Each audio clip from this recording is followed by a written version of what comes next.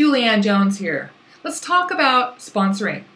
And I'm often asked, how do I motivate someone who's joined my team and just doesn't want to seem to be working? Or how do I get someone who's started with my company to want to actually work their business? And I really believe that this kind of goes back to how someone is sponsored into your business.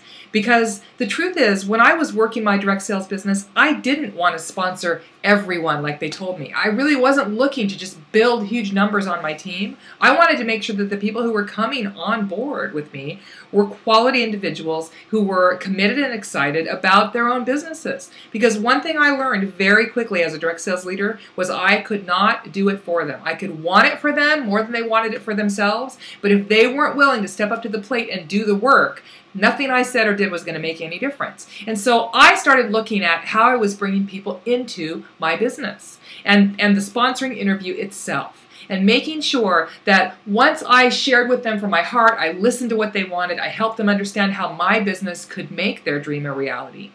Then, and once they said, yes, this is something that I think I want to do, I had a bit of a weeding out process. So I would actually say to them, fantastic, I'm so excited this is something you'd like to do.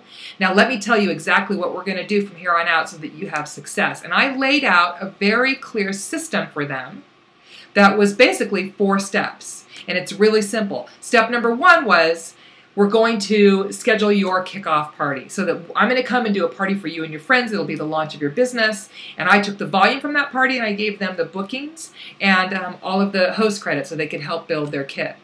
Step number 2, I want you to come with me to one of my parties because I want you to see it all happen live, and I want you to experience what that's like and to learn while you're there from me. It's like on-the-job training. So that was step number 2. Step number 3, you need to get to our next new consultant training. And I actually held on to that new consultant's kit, and I didn't give it to them until they came to the training. And I'll tell you, we had great attendance at our new consultant training because they wanted the kit. So it was a little bit of a trick to get them there, but what I learned was once they got to that training and I could start teaching them the things they needed to know to succeed, many times someone who was maybe on the fence or what we called a kidnapper in my business would turn into a part-time or even full-time business partner. And then the 4th step, and this was the most important, was we scheduled a 2-week launch period. And that meant that we found 2 weeks on their calendar where they actually were going to do those first 4 to 6 parties in that 2-week time period. And what that does is it creates a level of comfort with their party because they're doing it several times in 2 weeks, so they start to feel comfortable with what they're saying and how they're demonstrating and all that. And then hopefully they're getting bookings from those parties because you're teaching them how to do that. And they're selling. So they're walking away from that 2-week launch with a comfort level, bookings on their calendar, and money in their pocket. And I've never seen anybody quit with those 3 things. So start looking at how you're bringing people on board. And if you're laying out those requirements up front, this is what's going to happen next. These are the things I need you to do. And that recruit is saying, I don't think I want to do that. That's too much work. I can't. But. Then you have to ask yourself, wow, is this someone who's really going to be willing to put in the work that they need to put in to make sure that they know if this business is a good fit for them? Of course, everyone's trying it on for size, but if you don't give it a fair shot, how are you going to know if it'll work for you?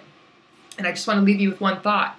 Every company I've ever worked with, and I'm sure yours is included, the truth is that starter kit that you sell to a new consultant, you don't make any commission on. You get 0 when they buy that. Nothing at all. So that means if you're giving that new recruit even 1 hour of your time and they never do anything with that kit, you're working for negative dollars per hour. And I don't want that for you, and I'm sure you don't want it for yourself either. It's not why you started your business. So think about how you're bringing people on board and make sure that you're weeding out those folks who aren't going to be serious from the beginning so that you're not frustrated once they come onto your team. That's my sponsoring tip for the day. Hope you're having a great day. Talk with you soon.